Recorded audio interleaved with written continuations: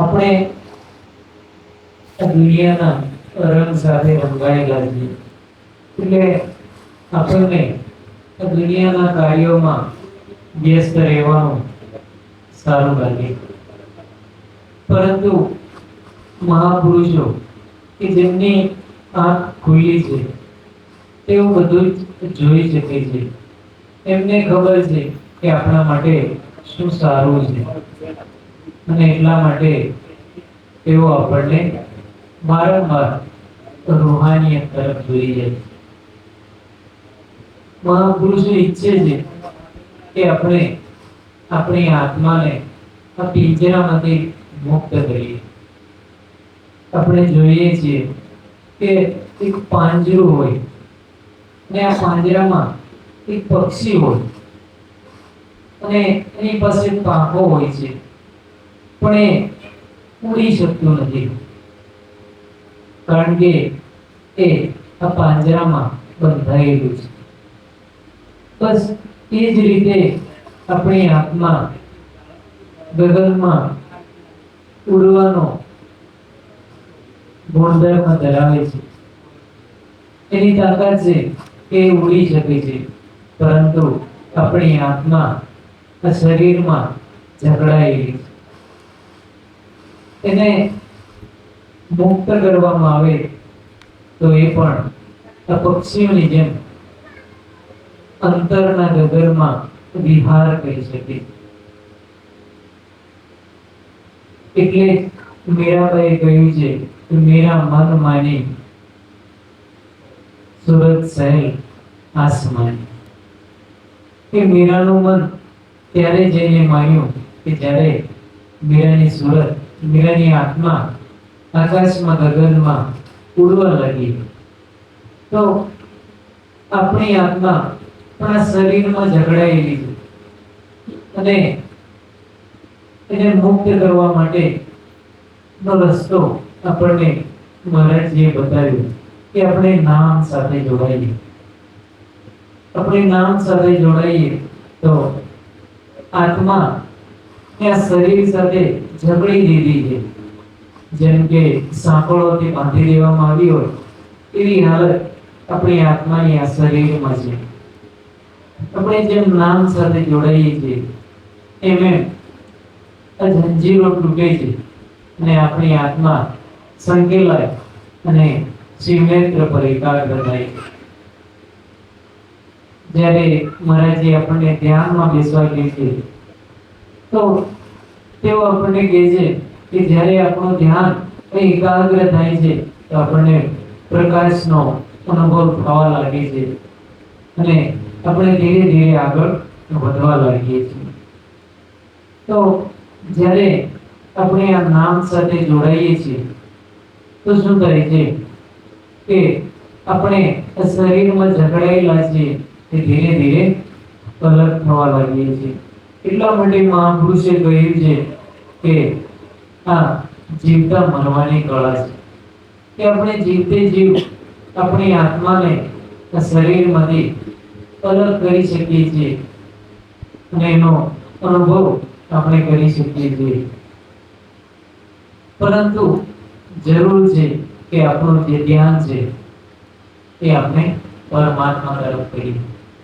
ध्यान घेरों का आटा उसको बिठाने के लिए कि जो अपने ईश्वर ने अपना हृदय में बेसाड़वा मांगीए छीए तो આપણું જે ધ્યાન છે એ દુનિયાથી હટાવી અને અંદરની તરફ કરવું પડે છે. એક મહિલાનો એક પુરાણો કિસ્સો છે. આ મહિલા, આ બેન એક સુંદર હોય છે, રાજકુમારી હોય છે અને એની સુંદરતાનો કોઈ પાર નથી હોતો. એ ખૂબ જ સુંદર હોય છે.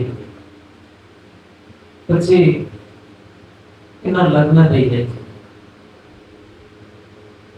લગ્ન થઈ જાય છે એક રાજકુંવરના સાથે.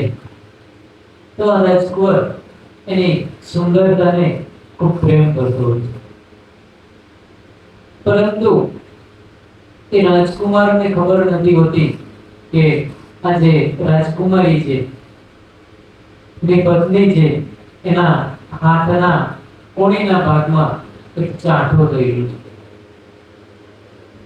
આ ચાંઠું થયેલું છે એને ચંદન લગાડે છે અને એની સુંદરતાને સાચવી રાખે છે. જ્યારે એ ચાંઠા ઉપર ચંદન લગાડે છે તો એનું શરીર સુંદર દેખાય છે ને એ ચાંઠું કોઈને સમજમાં નથી આવતું. એકવાર રાજકુમાર બહાર જાય છે અને આ રાજકુમારી એના ઘરે હોય છે. એ સ્નાન કરે છે અને સ્નાન કર્યા પછી આ ચંદન લગાડવા માટે એક વાટકી લઈને બેઠી હોય છે અને એટલામાં દરવાજો ખખડે છે અને એનો પતિ ઘરે આવી ચૂકે છે. એ ઘરે આવી જાય છે તો એની પત્નીને ખબર પડી છે કે તેઓ મને જોઈ ગયા કે મારું જે ચાંઠું છે એ એમને ખબર પડી ગઈ અને એનો પતિ એ ચાંઠા ઉપર નજર કરે છે અને કહે છે કે આ શું? હું તો સમજતો હતો કે તું ખૂબ સુંદર છે અને તારા હાથે એટલું મોટું ચાંઠું છે કે તું ના જોઈએ મને, હાલ જ નીકળી ગયા. તો એનો પતિ એની પત્નીને કાઢી મૂકી છે. પછી જ્યારે માણસ બધી બાજુથી થાકે છે, હારે છે, ત્યારે એને ઈશ્વર યાદ આવે. તો આ બેન ઈશ્વરની યાદમાં એ ઘર છોડીને નીકળી જાય છે.